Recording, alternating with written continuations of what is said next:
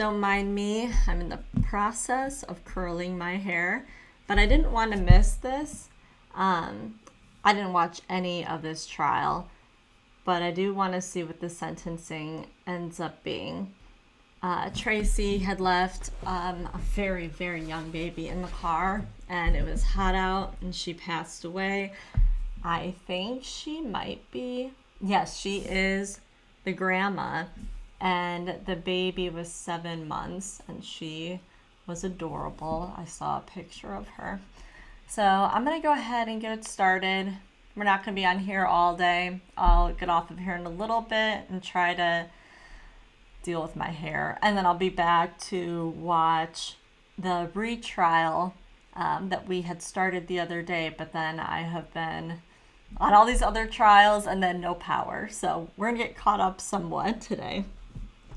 All right, here we go.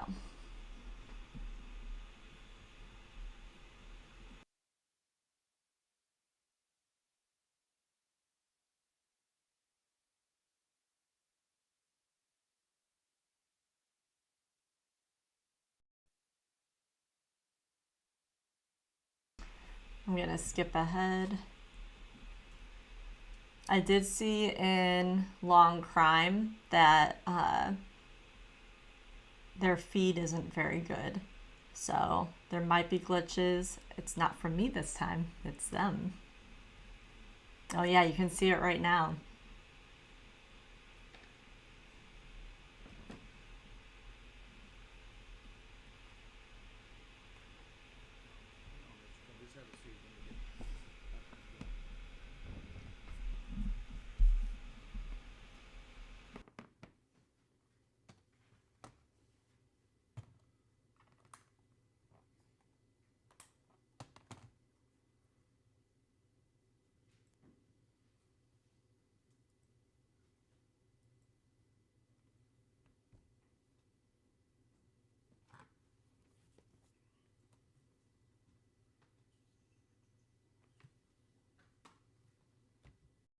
Spectator in this courtroom will act professional. There'll be no outbursts, only professionalism, no matter who you are. You will not provoke or antagonize your fellow court attendees, or you will be removed. Act like a child, you will be removed from the courtroom like a child. Act like a professional and an adult. If you cannot do that, please leave the courtroom now. Tracey Nix was convicted by a jury of count 2 of the information, leaving a child in a motor vehicle in excess of 15 minutes for serious injury to urial shock on November 1st, 2022, contrary to section 316.6135. We're here today because 7-month urial shock was severely injured and died, and Tracey Nix is to be sentenced for a conviction for leaving urial shock for over 15 minutes in a hot car that directly caused the baby's severe injury and death. So at this point in time, we're going to begin with the proceedings. State, are you ready to begin? Yes, Your Honor, and thank you for the early instruction. Go ahead, sir. Your Honor, at this time, would you like to hear from the state's witnesses that are going to testify as to sentencing? Yes. Okay. I'm sorry, Your Honor, this is the first time I've appeared before Your Honor for sentencing. I wasn't sure if there were. No, you're fine. At this point, Your Honor, the state would call Mr. Drushock. And where would you like? I'm going to have the clerk swear everybody in. So the first will come to the clerk, and then he can either stand, he can either sit in the box, or he can stand at the podium. It's entirely up to you.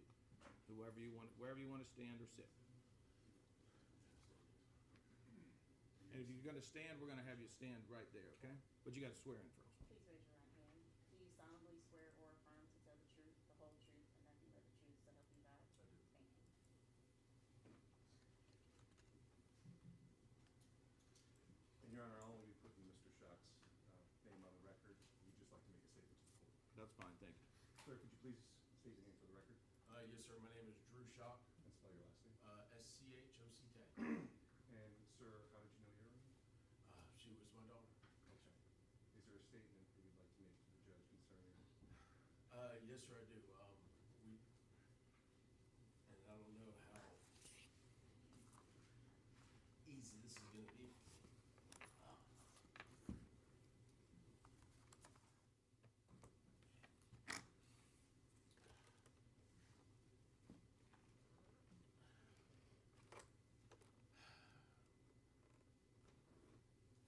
I'm supposed to come up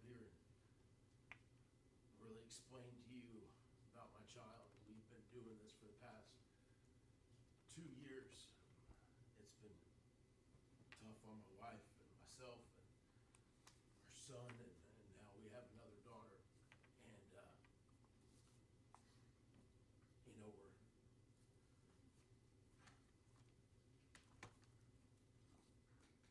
we're basically trying to put a price on my child's life with time. And I had all these notes and everything, and I'm up here now, and I just, but basically what we're doing is we're justifying my child with time served in prison. And a lot of you know here, this is not the first time this has happened. This is the second time. Fortunately, we weren't able to make that case with the jurors due to circumstances, but everybody in here knows that this is not the first time this has happened. But I'm going to keep this about her because that's what this is about. It's about my daughter.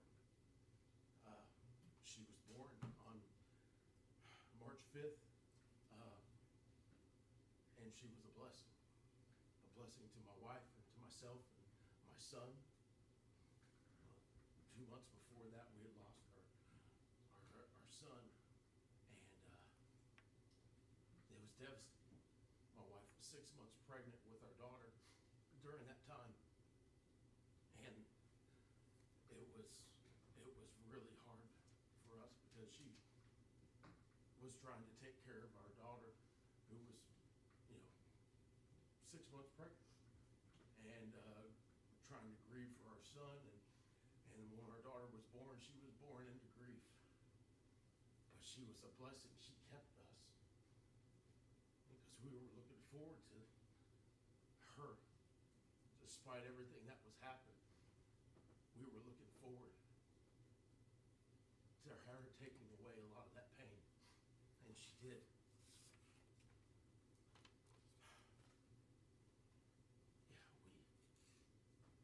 We protected her more than you could imagine. As parents, when you lose a child, you become helicopter parents, and you think about all these scenarios. So let me watch over her, let me protect her from this, because you have this living in the back of your mind with our son. And we were very diligent and vigilant with her. My wife and I actually got together when our daughter was born, and we set parameters because of what had happened prior. We told ourselves and said, look, once she gets up to where she can move and walk, we're going to go ahead and restrict her from this location because of past circumstances with our other son. We were nervous about her getting out and around, and when something like this happens, you recede all the way back. You want to protect everything. You put fences around it. We put fences around our oldest son. We wouldn't allow him back over there because of the situation here.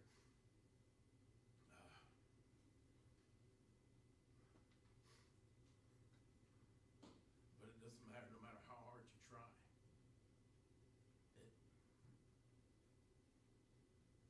just some things that you don't think about. And we, as parents, have to live with that for the rest of our lives. Like I said, no matter what we do or what we say, I'm always going to feel responsible because these are my children. I am responsible for them. And we're going to carry this, and I'm always going to think about what ifs, or if I wish I would have done this or done that, or if we would have known details about the prior one, if we would have. But all that is too little, too late. She was our blessing. When she was born, she was our angel child. She looked so much like our son, it was ridiculous. We seen him every time we looked at her.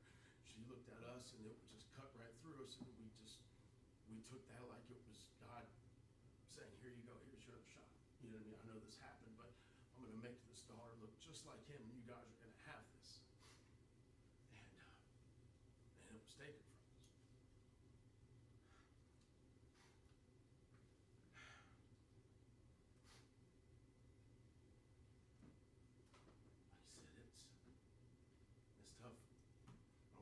sat here through all these court proceedings, and we had to sit here and listen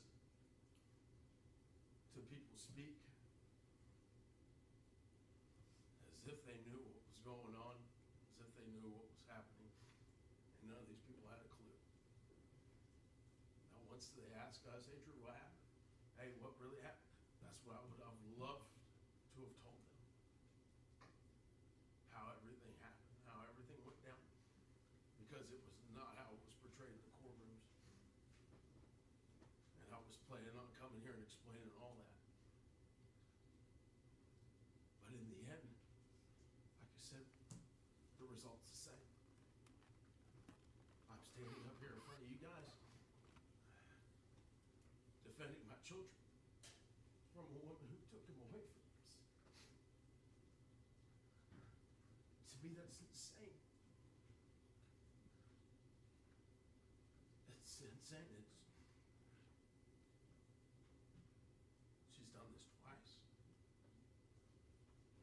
And the fact that we're debating whether or not she deserves jail time is just insane to me. She took 2 lives. To me, it's black and white. But my wife and I are the ones who are going to have to live with this. They can go and do what they want to do. 20 days locked up. They're done, forgot all about my children. Forgotten all about them within 20 days. Like it never happened. Going off, doing their own thing, living their own life. Making their own friends. She's not grieving. Not at all. This is the pain that my wife and I wear. Nobody else.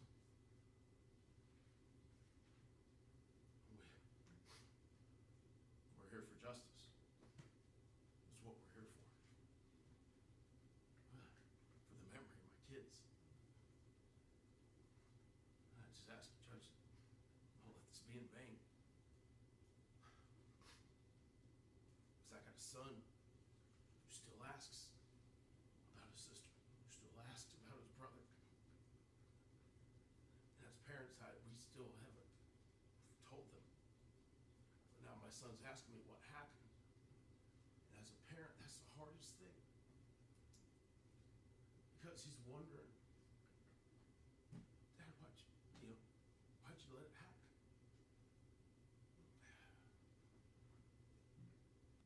And I tell myself, son, I don't know. We didn't see it coming. We didn't expect it. We didn't think that this would be something that would happen. Not once, but twice.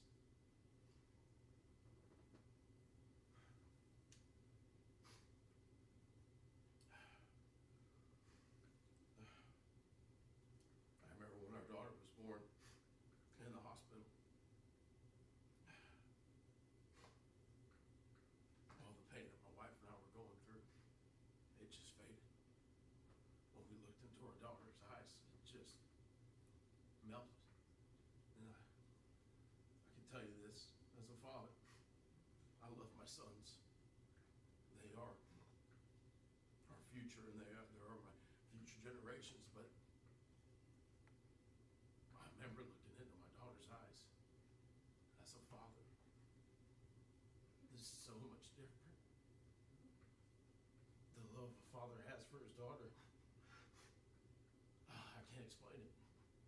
I'm not saying it was, I love my daughters more than my son, but God, she could wrap me around that finger so fast. My son, I tear his butt up, when he's doing something wrong. I remember my wife went to try to get on my daughter over something silly. It wasn't nothing. It was, she was being, and when she said, I remember coming almost unglued just because it was Daddy's girl. And it wasn't nothing major, but I don't ever remember doing that over my sons. Like I said, with my daughter.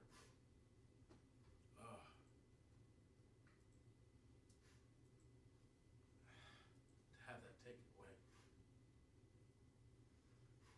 Now that we have our other daughter,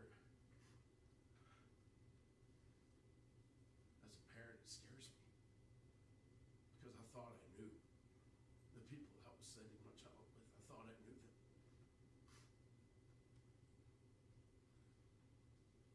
So much was kept from us.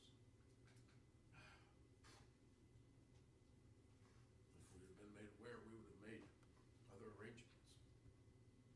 If we'd have been made aware of the medications, if we'd have been made aware, we would have done things differently. And I blame myself because part of that was just wanting to really believe that she was different. I didn't want to tear apart a family after going through so much with this. I didn't want to destroy this. This is my wife's family. Like I said, they had their house dedicated for kids. They had a room set aside especially for kids. And I don't want to take that from my son. And I wanted my daughter to have that. Now that's pipe dream.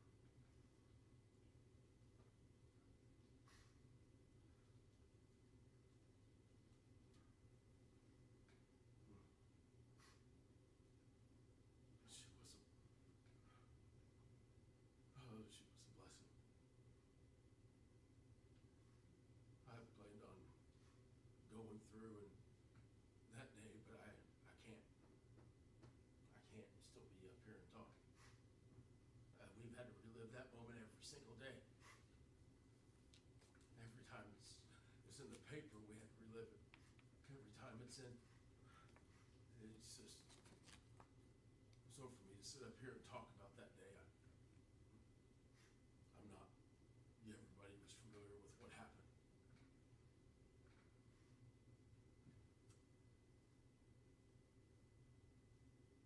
Everybody.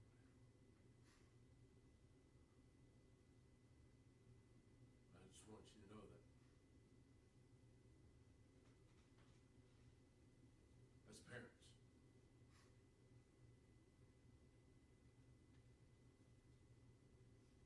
what would you guys do in my position as a parent? If this happened, not once, but twice.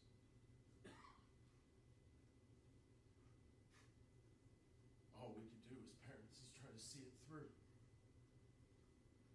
That's all we can do. Just make sure that this doesn't happen again. Because nobody thought it would happen the second time.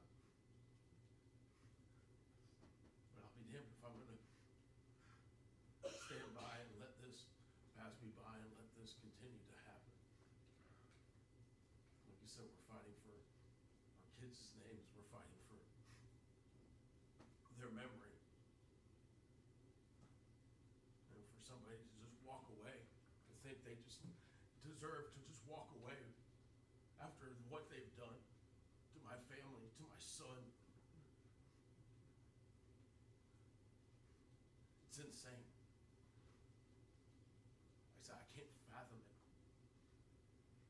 To be able to do this to some kids and act like it wasn't your fault, like it was.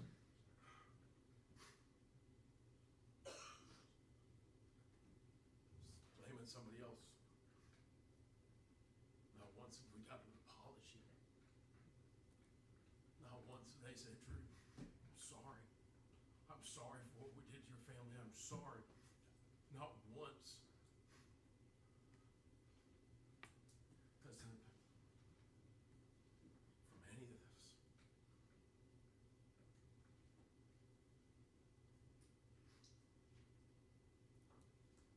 I just want you to know that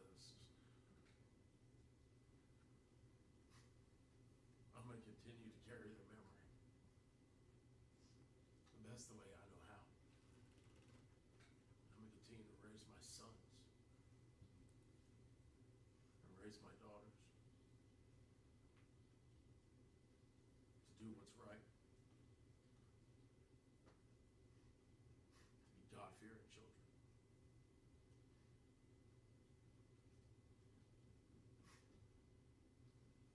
I had some moments where I questioned everything. When you go through stuff like this, you question everything. Question your faith, question.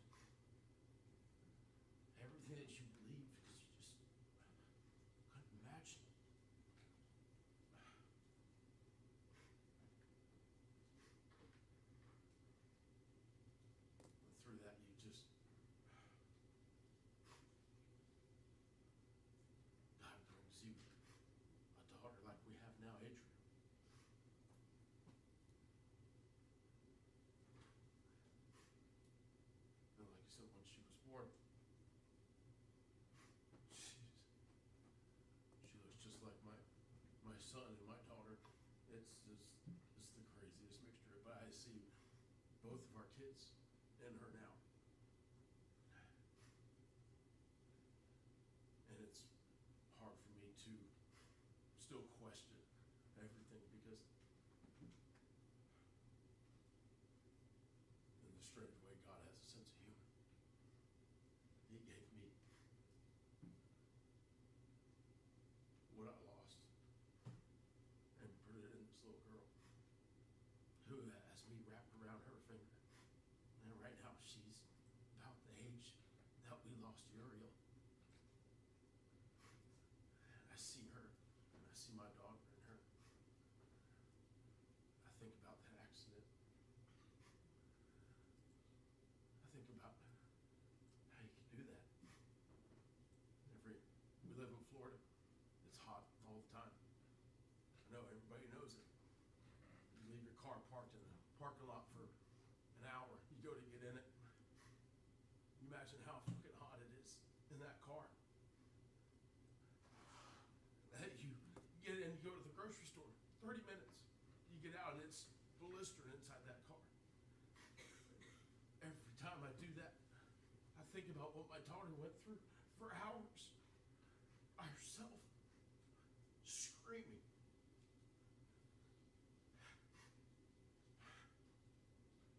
Can't not think about that.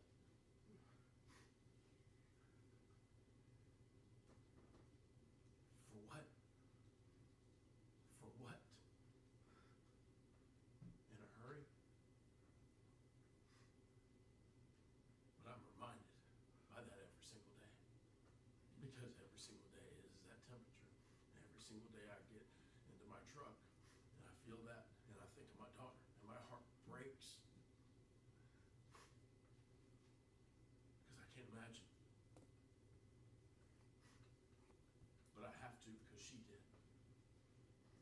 She sat there and suffered and screamed and flailed.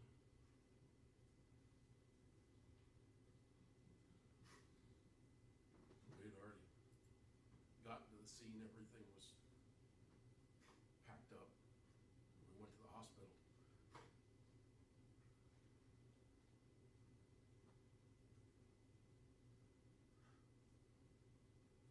And that's a sight you don't ever get to take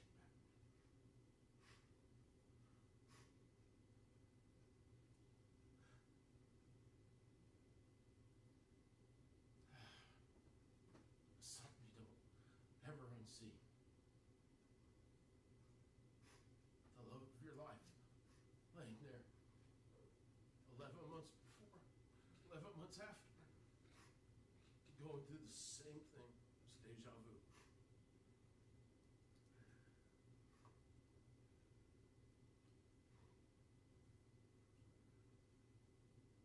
So Judge Adam, as a parent,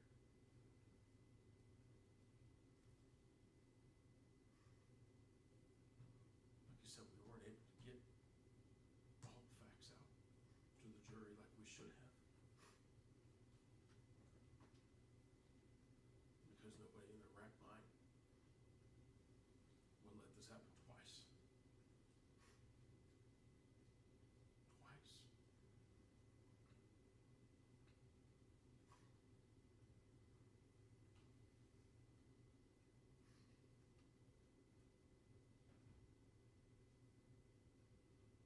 we just ask that you would just think about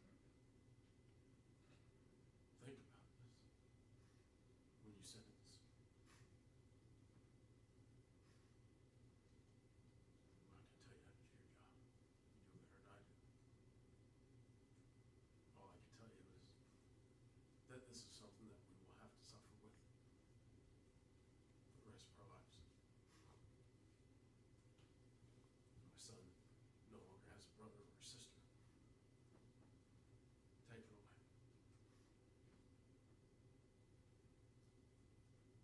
And that's something that we're going to have to live with for the rest of our lives. Thank you. Thank you. Anything from the defense?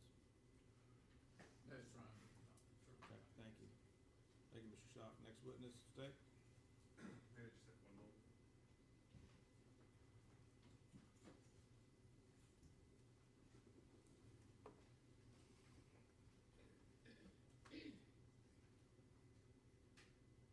Your Honor, the state would call Tracey Nix shot. Okay. Ms. Nix, you're welcome to sit again in the box or stand to swear in with the clerk, please. Please raise your right hand. Do you solemnly swear or affirm to tell the truth, the whole truth, and nothing but the truth, so help you God?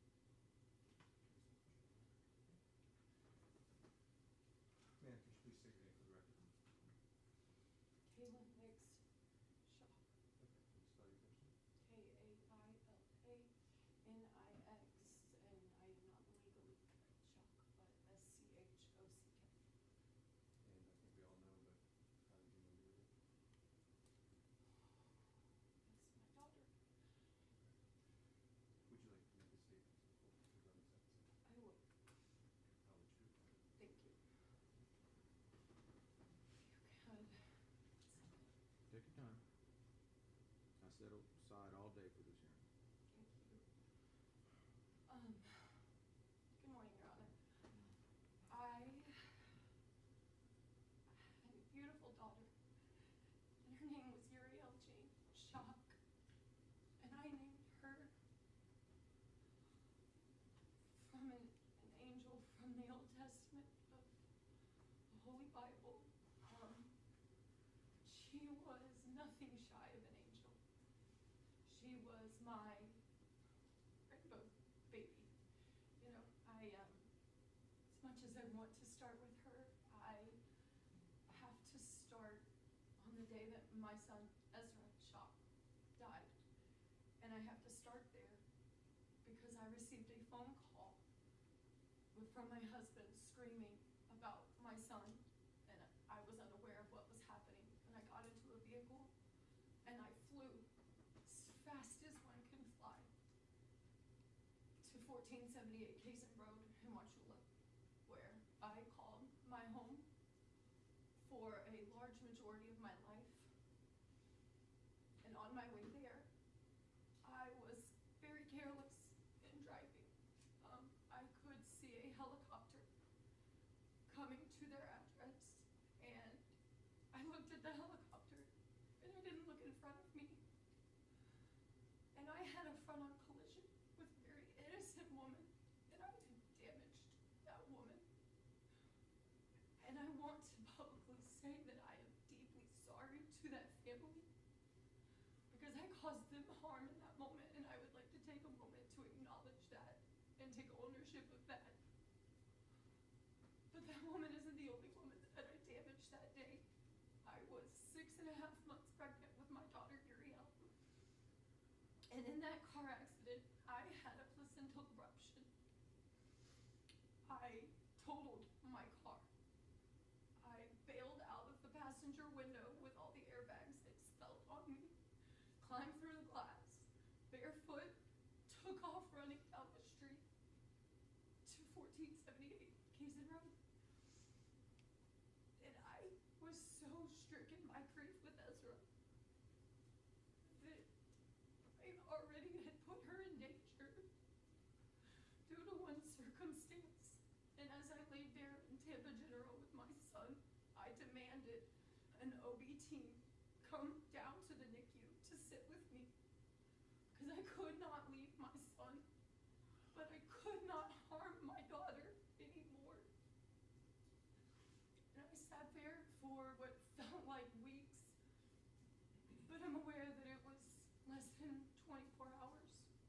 We decided that my son was brain dead, that he had realistically died at my parents' home, and they had revived him.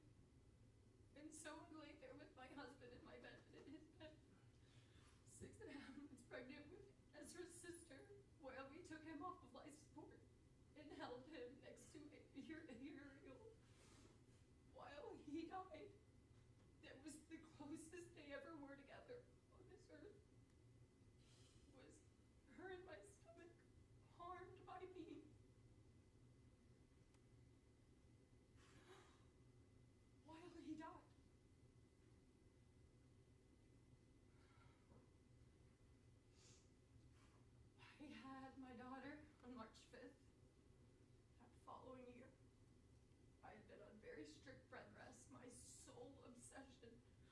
Uriel. I had been told by my doctors that I needed to choose. I had to choose whether I mourned Ezra or I saved Uriel.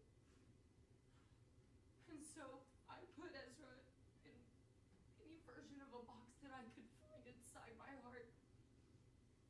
And I put him here in the name of protecting Uriel. She was my restoration. She was going to salvage my family. And that was never meant to be her purpose. She was just meant to be a beautiful little girl. But by circumstance, she became my salvation. The day that my daughter died is one I could clearly never forget. No matter how much I wish I could wash it away and just hold the beautiful moments, it's not something that I can do.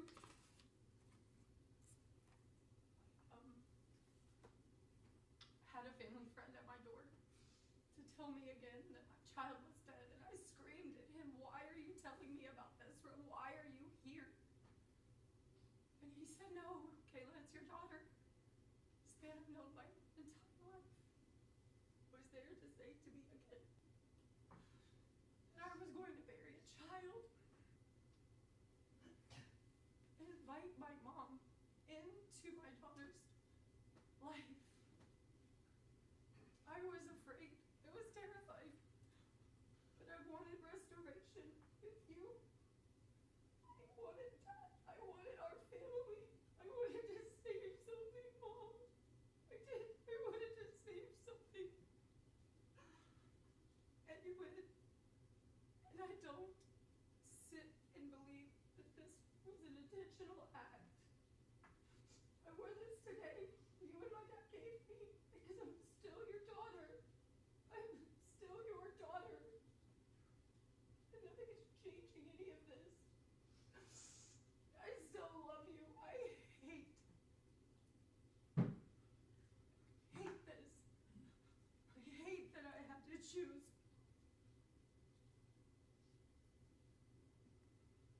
But you know I had to. And it doesn't change my heart.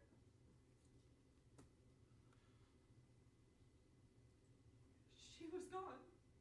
I walked in with my husband to the hospital to identify her body. And I never felt, well, actually that's not true. I felt that air leave my body before. When Ezra died in my arms, I felt it. But this time she didn't die in my arms. She was just there. Gone. My beautiful daughter was gone. The officers on site were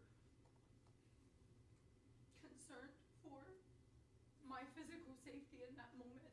They could not rationalize how one human could bear the weight of this reality, at which point they decided to take me to Tri-County. And it's not something I've spoken on before, but they brought me to Bartow. And I was on the other side of the door, and I could hear you on the other side of the door talking as I sat there. And I just remember feeling so alone in that moment. So alone, because the other thing in my head was that Drew was alone with Asher, telling my son that his sister was dead. And his next question was, "Where's my mom?"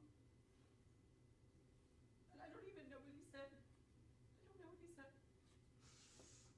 But I know I wasn't there for my son. So they transported me to Lakeland.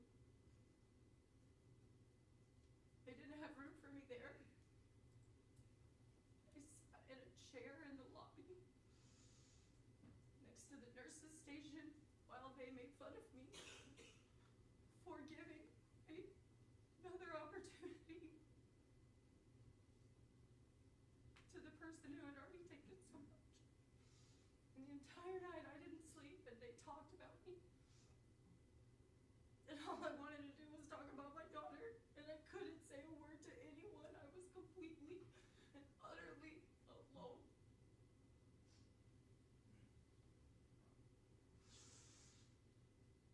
And, morning I was exposed to horrific things. Mentally ill men across the table doing disgusting things under it, while I just sat there alone, waiting to be saved. Anybody come and get me? Because I was not suicidal. And yet there was damage there too. Your daughter died and somebody's masturbating under the table. It's horrifying.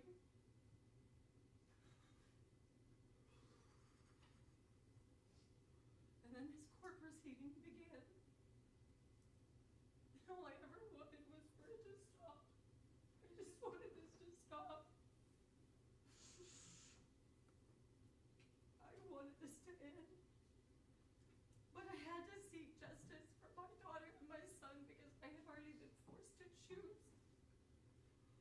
Day we came here, I knew I was forced to choose.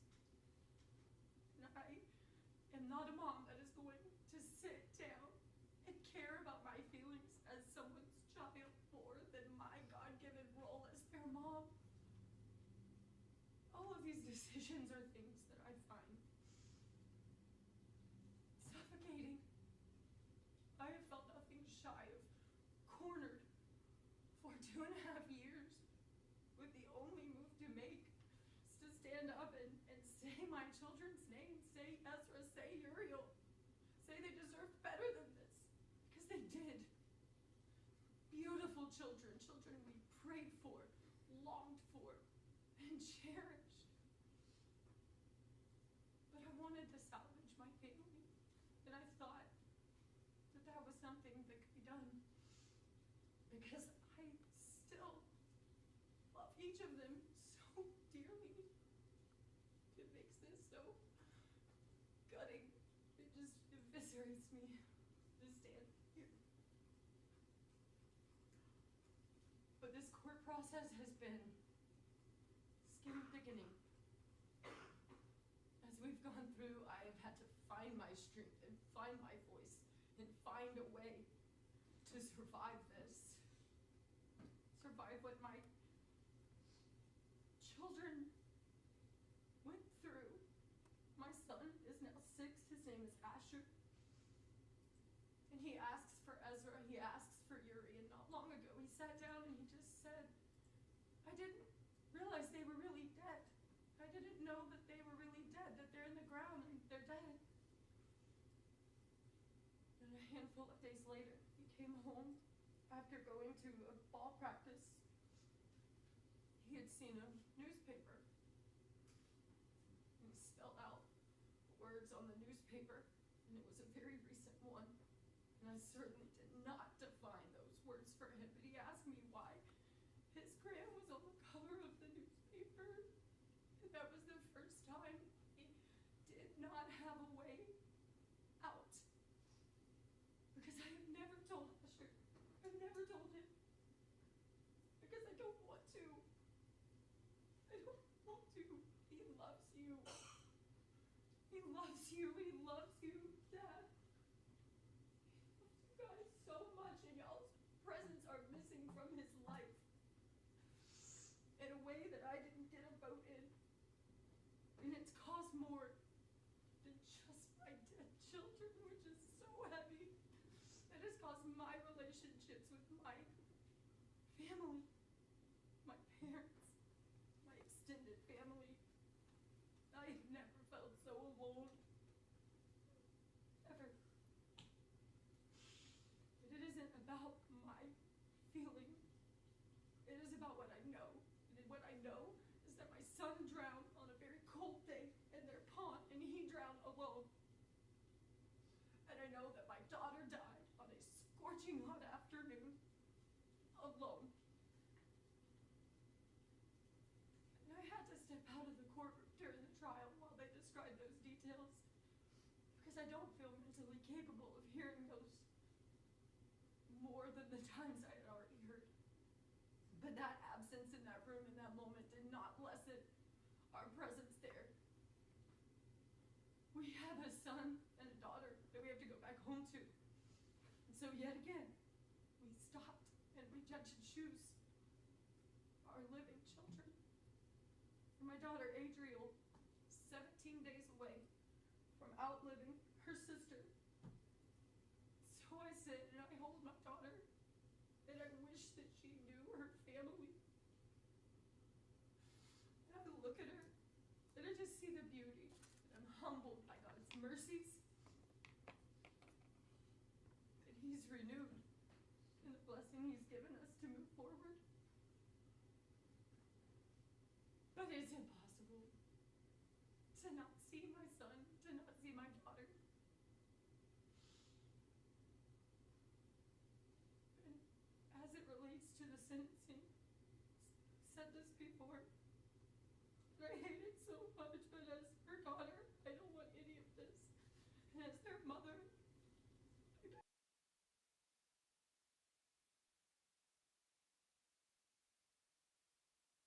to honor my children's deaths.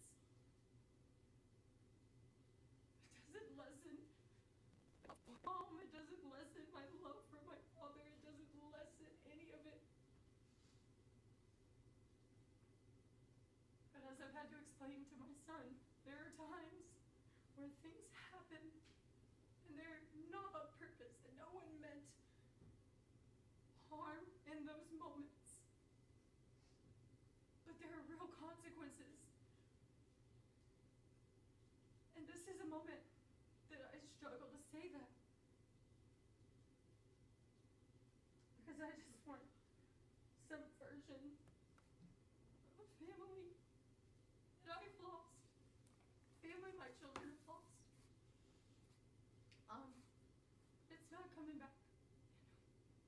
And while there's room for restoration,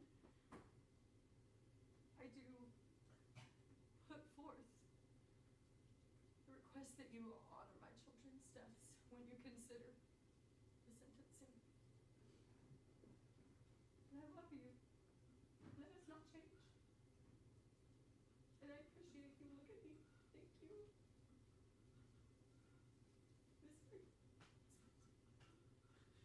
Thank you, Your Honor. Thank you. Any cross? All right, thank you, State. Next witness. Thank you, Ms. Shaw. See,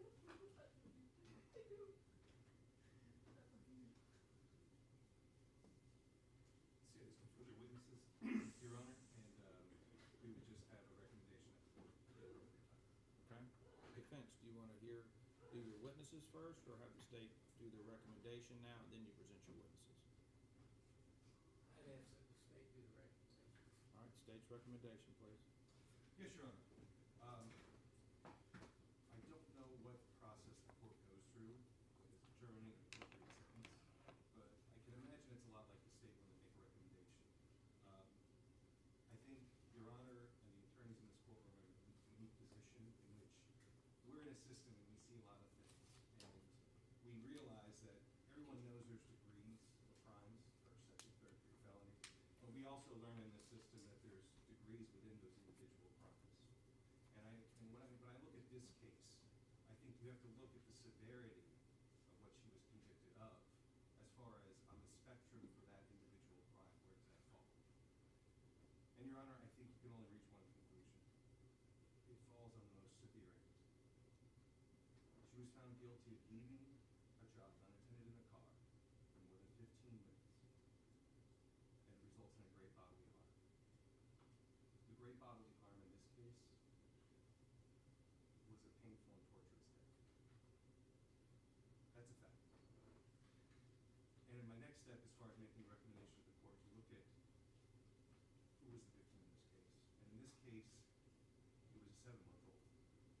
A 7-month-old is wholly dependent upon the person responsible for them, not only to be happy, not to be healthy, but to be safe. The fact of the matter is, the victim in this case should have been turning 3 years old last month. And she's not. Which brings me to the who. And in this case, who committed that crime? What position was the defendant in? She was grandma.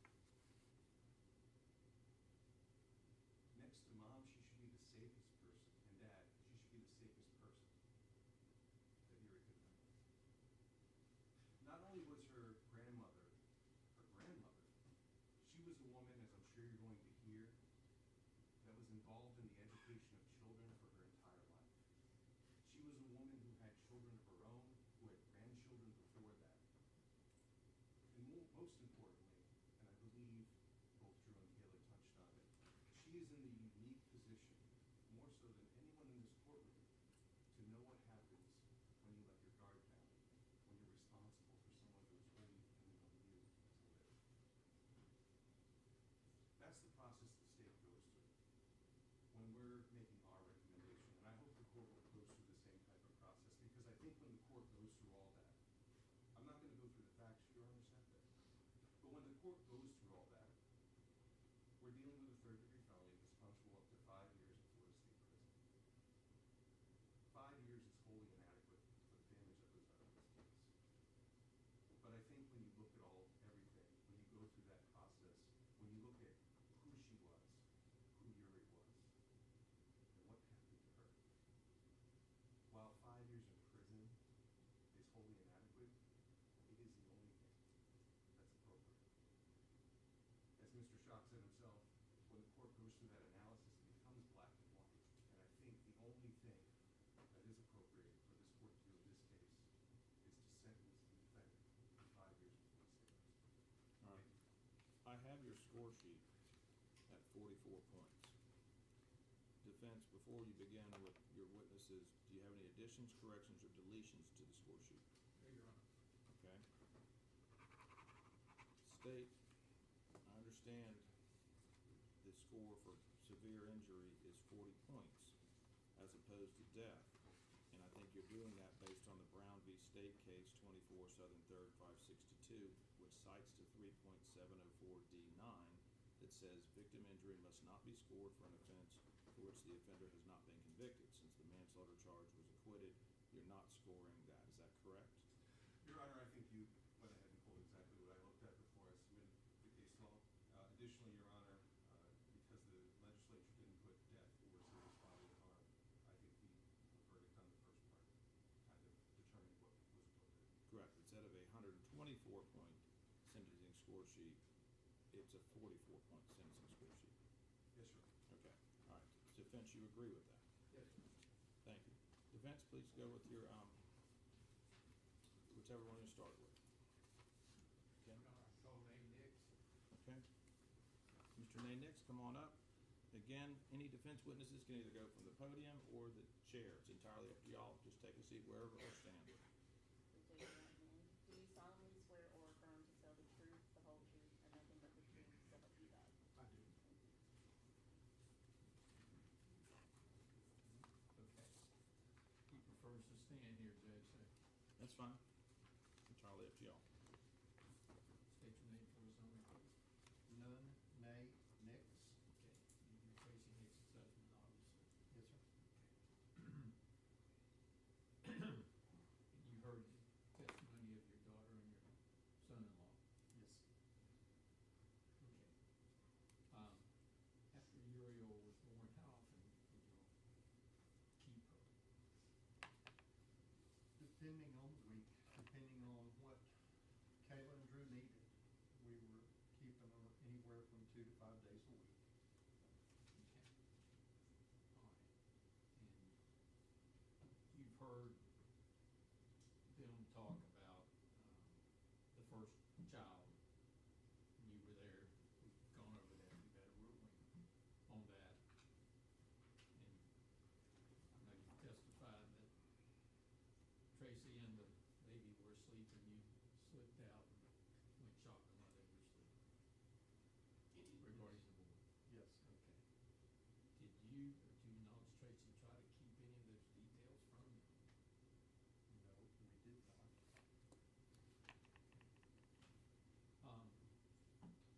And Tracey had a red Lexus at the time of the passing of Uriel, is that correct? Yes. Did it have a child alarm in the backseat? No, it did not. That was an option, and when we purchased the car, we did not get it. Okay. Let's talk about Tracey, after Uriel's passing. What did she do in connection with the red Lexus? The Lexus became an issue in the garage, just sitting there. Tracey would not touch it, get in it, or drive it. She didn't want anything to do with it.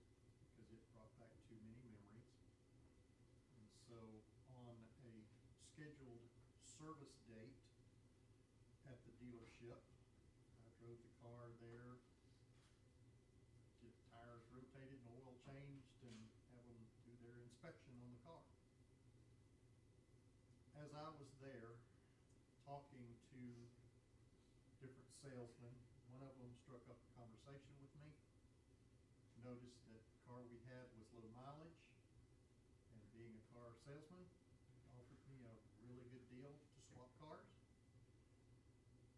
I thought about it for a little bit, because I also felt like that might be kind to Tracey to remove the car from our location.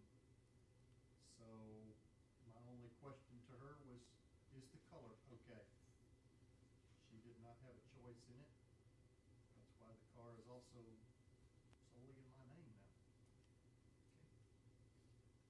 So you got rid of the red Lexus and you bought a new Lexus. Yes. All right. I want you to tell us, Honor, the changes that you have noticed in Tracey since the death of your aunt. Tracey mourned in silence, more at the house, more away from people.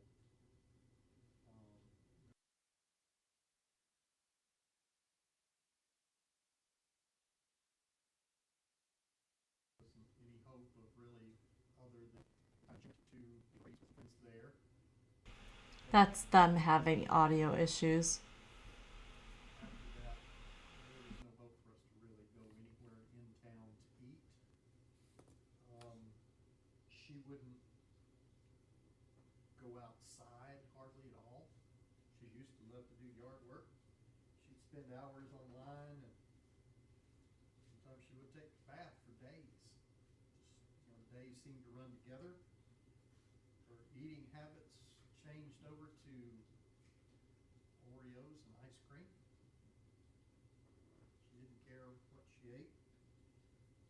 And she wanted to, a lot of times, she didn't want to come to the other end of the house, where the dining room was, or, where we had just a casual table. She wanted to eat in bed. She did not want to get up. She suffered.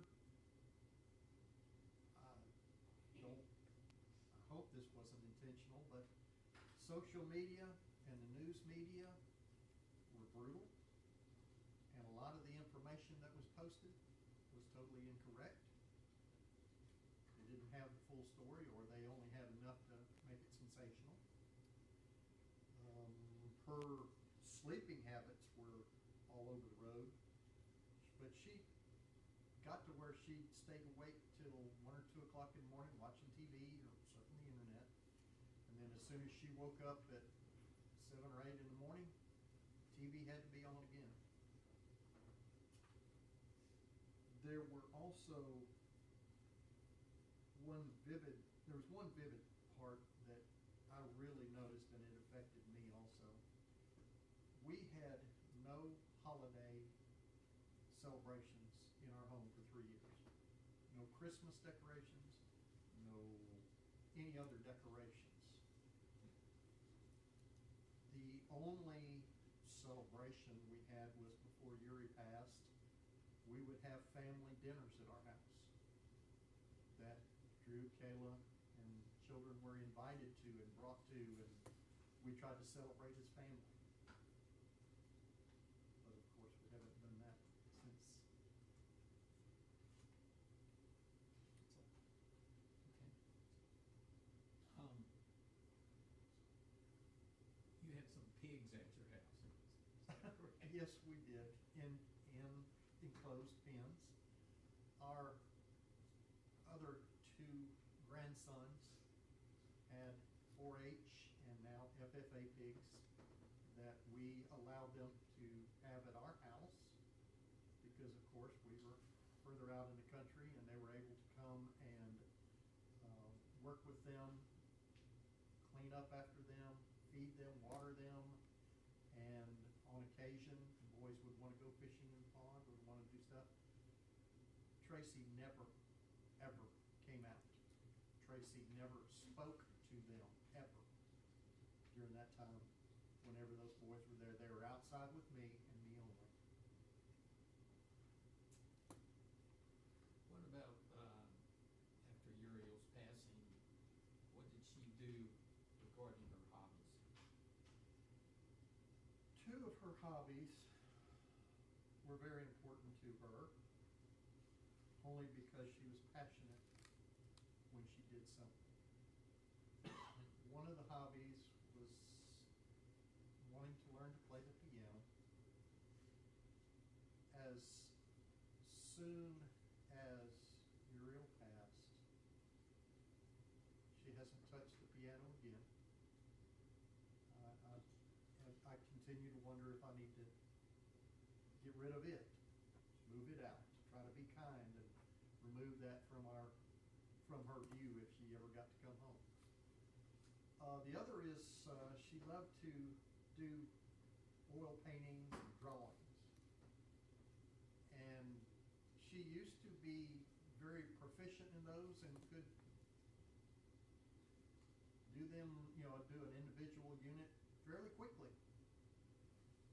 But since Uriel, she would start on one, she would paint some background, didn't like it, paint over the whole thing. Sometimes she'd do that 3 or 4 times. She just couldn't focus enough to get back at it and get it finished. And she just got to where her painting just kind of stopped.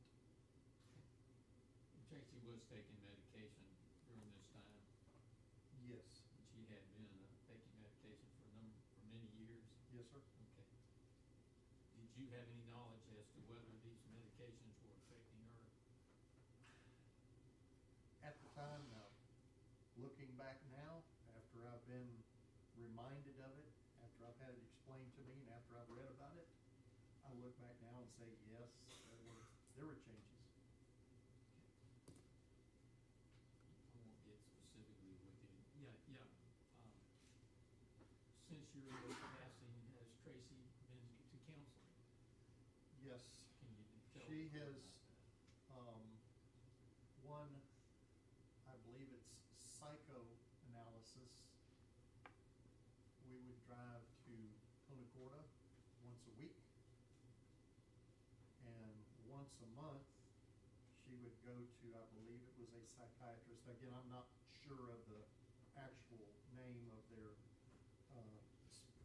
specific talent, but going to the one in Lakeland was the doctor that could issue her or prescribe her medications if she so judged that she needed them. After a year and a half, the doctor in Punta Gorda left their practice, moved to New York, and we were able to find a comparable doctor in the same building with the other doctor in Lakeland.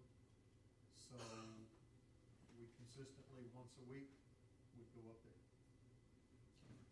Did you also have some inpatient treatment? She had inpatient treatment first at Peace River You know how long Center. that was? That was for 2 weeks. And then I hunted all over the eastern United States trying to find a facility that Tracey felt like would help her.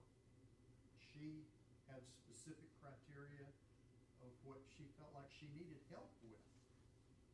And so I hunted, and finally was able to locate a facility up in St. Cloud. And that facility allowed her at least a 30-day treatment. I think it was actually a little longer than that, but she was able to be inpatient. I was able to visit her once a week on a Saturday, but that was it. There was no other discussion or conversation with her. You have family photos at the house Yes, we do, of all of our family. still there? They're still there. We still have pictures of Uriel and Ezra and Asher, and we have Adriel, and we have our other grandsons, our other daughter and son-in-law, Drew, Kayla, and our extended family, all on the same rotating picture screen. I'm sure you love your daughter Kayla as well. Yes, I do. And it has been difficult to follow the direction of the court that we not talk. I've tried to go to visit with Asher some. We've tried to remember every birthday every time for both Asher as well as Drew and Kayla. Kayla, I'm sorry, Tracey loves her Yes. kids and her grandkids also. You're Yes, sure of that? very much so. Thank you. Any questions by the state? No, Your Honor. Thank you. Next witness, Mr. Fletcher. Call Dr. Estevez, Your Honor. All right, let's bring him on up. What's his first name? Is that correct? Please raise your right hand. Do you solemnly swear or affirm to tell the truth, the whole truth, and nothing but the truth, so help you God? I promise. Thank you. You other sit. You other sit, Your Honor. That's fine.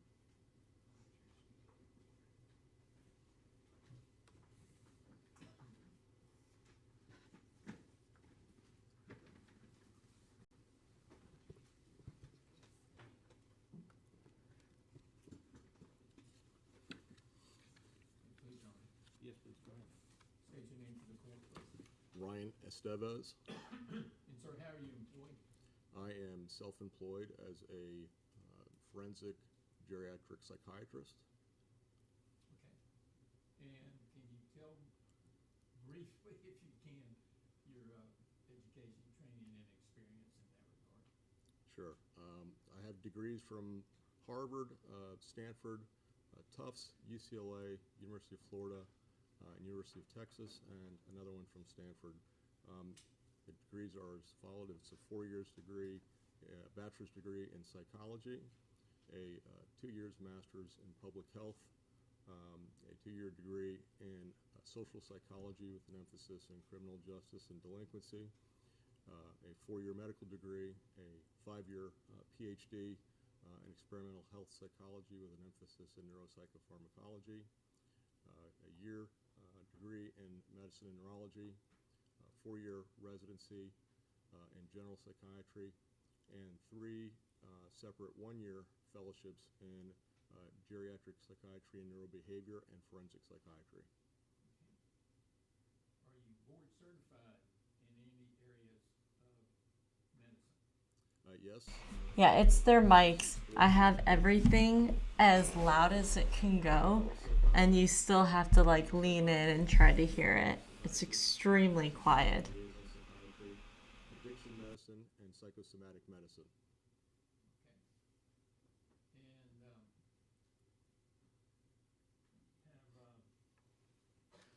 any training, education, experience in psychiatry and the law?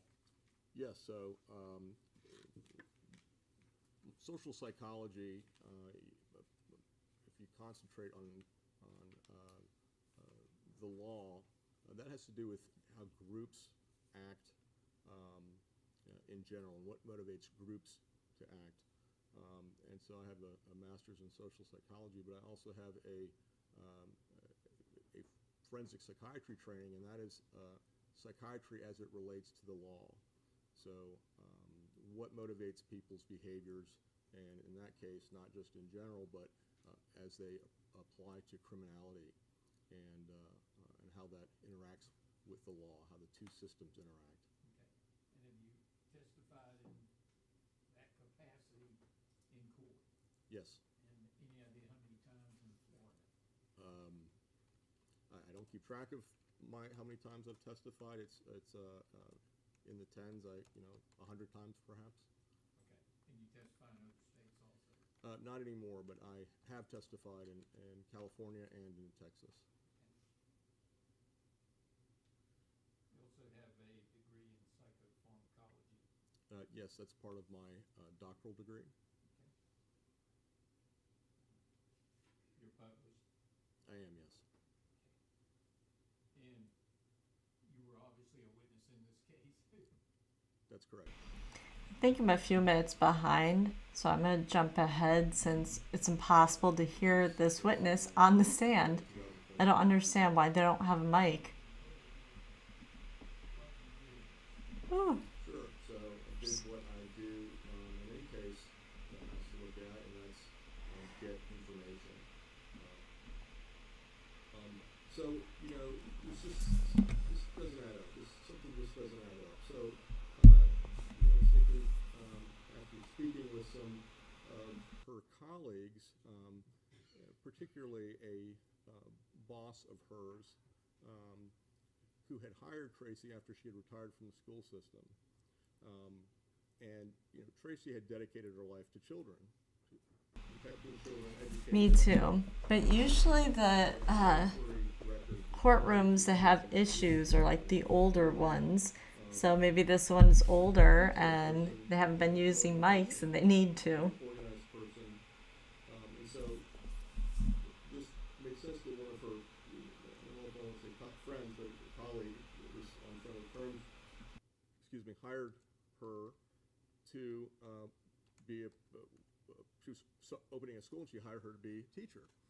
And a very interesting document that was, you know, in all of these hundreds and hundreds of pages that I came across is a very well-written, articulate, detailed letter of explaining to Ms. Nix why she would not be coming back to the school the following year. And I was amazed at the things that were in there. It was because she was doing things that were not like she had been previously, and also not the way that I had seen her or had tested her. These things were as simple as giving the wrong homework to children, swapping homework assignments, giving books from last week as opposed to this week, just these very simple sort of errors that are more, that have to do more with attention and concentration, focus, and those sorts of things. When I spoke to the principal about this at Harvard, she said, I couldn't make sense of it. It was so out of character for her, but nonetheless, it was there.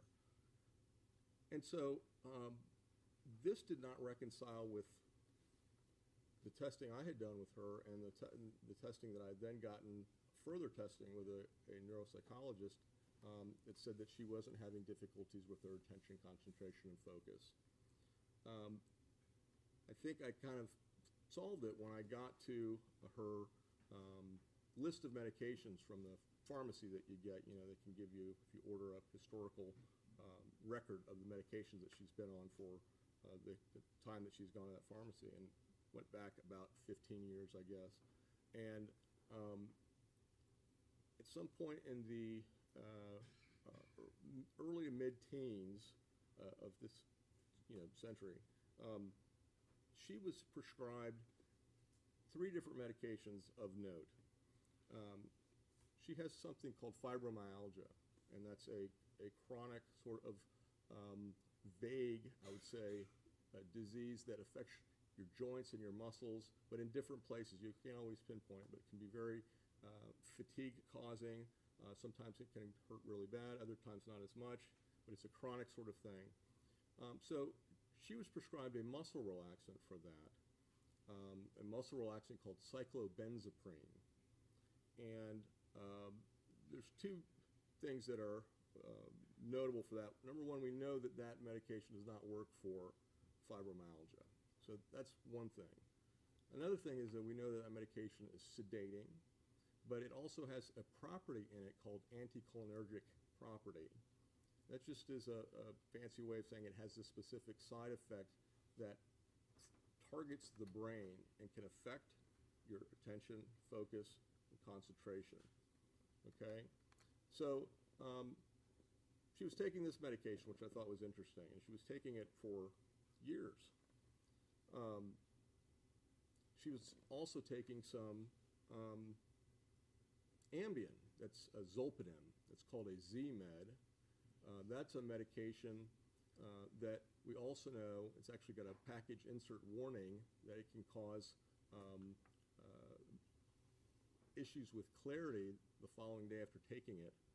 And it's only supposed to be taken for 8 weeks. And she had been prescribed that for years. At about a You said you're only supposed to take it for 2 well, months? according to the package insert, yeah, that was the only the intention of the package. According to the package insert, is to only take it for 8 weeks.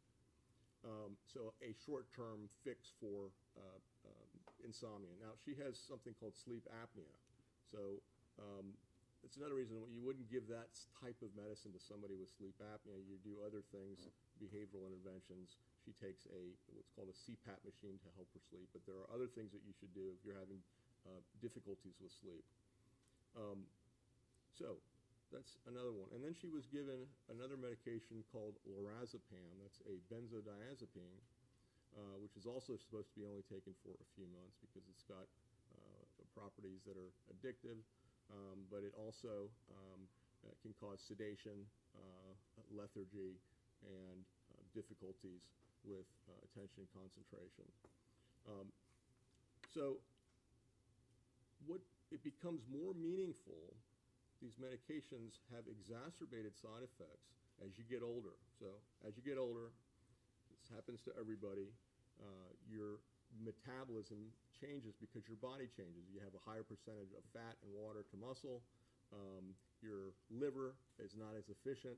And so medications that can be tolerated, let's say, by somebody in their midlife or earlier, a young person, can disproportionately or even dramatically affect somebody that is elderly.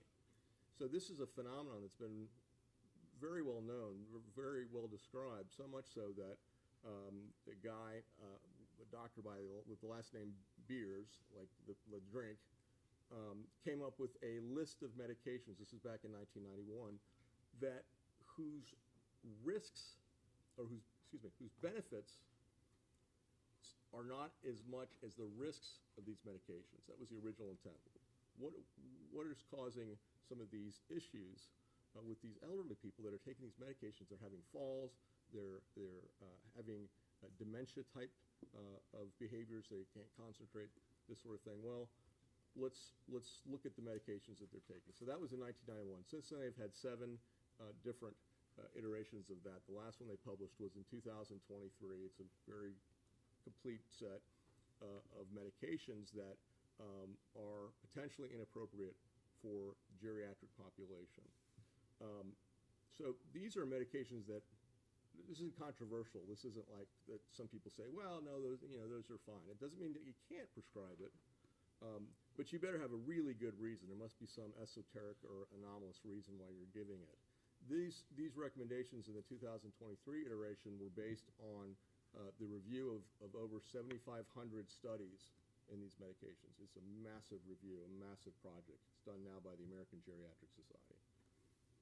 So these medications that I'm talking about that I noticed, and I knew this because if you see geriatric patients, you should know that list anyway. So I recognize them, but sure enough, all 3 of these are on the Beers list.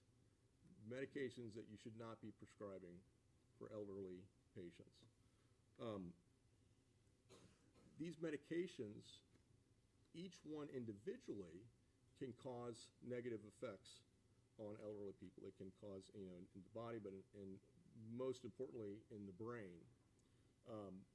And together, 2 of them, 3 of them act synergistically. And so when I asked Tracey, what do you think happened? Why would you fall asleep? Why would you not be vigilant and alert? Something that she had demonstrated being her entire life as somebody that is committed to protecting and educating children. She didn't have a good answer. She said, I don't know. I just was so tired. I just sat down. The next thing I knew, I was asleep. and didn't have an explanation for it. In other words, she didn't know that these medications might cause it. She's taking medications that were prescribed for her. And so I think after reviewing everything that that had a real dramatic effect on her and contributed to this happening. In other words, if she had not been on those medications, I do not think that this whole event would have happened. Talk about Ambien. What kind of dose was she on with respect to Ambien, we'll say at the end of her taking that?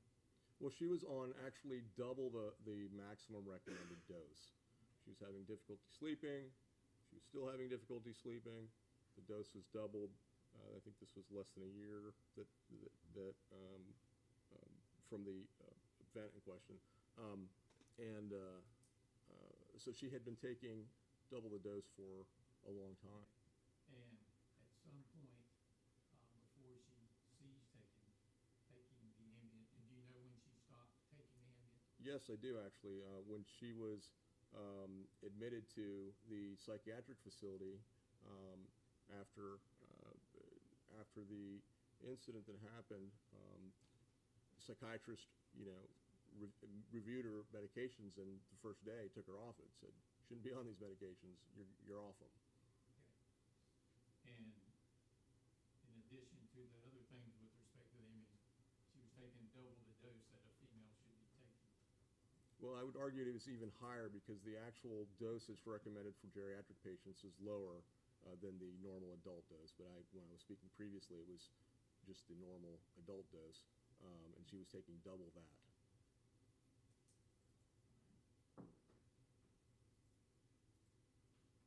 Anything else that you did with respect to your findings and your evaluation here? In regards to that review, no, I don't believe so. Pretty much covered it? Yes. Could I have a moment, Charlie? Please.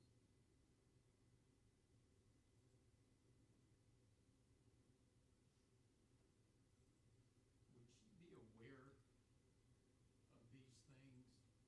When she's on these meds, would she be aware of what these meds are doing to her? So that's a good question because you would think that you would, but these medications are not like having some whiskey, and you know what happens if you drink a lot of whiskey. You're gonna be drunk. You know that pretty quickly. One of the problems with these medications is that they build up over time. Let's take cyclobenzaprine. It takes approximately 15 weeks for the body to completely metabolize one dose of cyclobenzaprine. It has something what we call a half-life, which is this fancy way of talking about how fast a medication can metabolize a drug. Cyclobenzaprine has a long one. It is 15 weeks. So you can imagine taking that over time, especially if you're an elderly person, that medication is going to build up and build up and build up. If you're not metabolizing it as fast as you otherwise would, it's going to build up. And so you'll see these effects happen inconsistently during certain periods, like when you're tired, let's say. It would happen more so than when you wouldn't be. If you didn't get rested well, and you would see them more as you age, but also the longer that you take them because of the buildup of these medications. The people closest to her, like her husband, they noticed these things, that maybe it was affecting her, it was affecting her? I don't think so. They can. I run a memory disorders clinic, and I have a lot of people that come in. This is so frustrating. Pretty quickly know The attorney doesn't have a mic. He doesn't have a mic. their spouse, kids. Notice anything going on? No, not really. How about the 3 car accidents they've been in the last? I mean, I hate to switch it. I was gonna do another trial right before Monica's. I'm considering switching if they don't hurry up. because I thought immediately victim impact statements, and then she would hear her sentencing. But no, they called somebody to the stand. And she also might say something. She might have written a letter or something to read to the courtroom. To see those changes, especially if they're subtle. And so I don't think that they necessarily would have been noticed. Also, in my experience, you know, loved ones are less likely to ascribe negative sorts of things or changes that happen to people in the worst terms. So it's easier to say someone's having a bad day than somebody's brain is failing. So that's why I think this letter that I found from her boss or principal that was so detailed and so articulate, giving out lots of examples of going on. She noticed that there were some changes, but she was not emotionally attached that way. She's trying to run school, and she wasn't with it on a sort of daily basis. You know, to answer your question is, I just don't think so that you would really notice anything like that.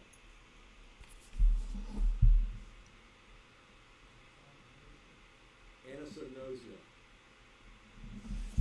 So that's a phenomenon that is described in our field that is common in mental illness and in cognitive disease, where the person does not recognize that they are either sick or that they're having cognitive difficulties.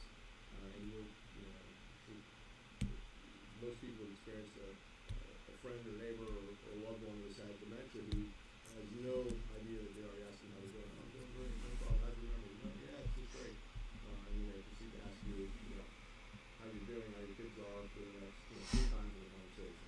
But they have no actual understanding of that. And this also applied to severe mental illness and friends with predominantly schizophrenics that are hallucinating or having delusions, and they don't realize or recognize that these things are delusions just by doing them.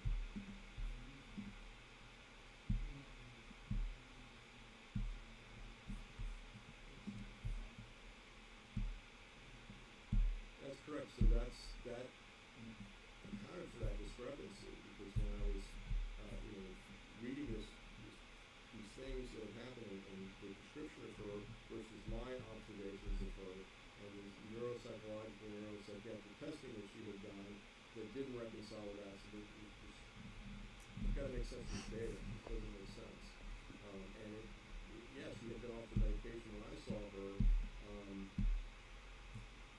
over a year when I saw her for the first time, a year plus, and so the medication finally had opportunity to get out of the system.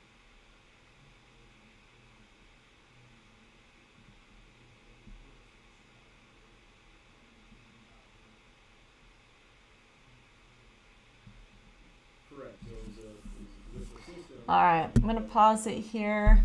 I'll catch back up with this one later. I'm going to hop into the other trial that I originally had set, and then I came over here. At least during this part, when we come back, if we still can't hear them very well, you can skip over it.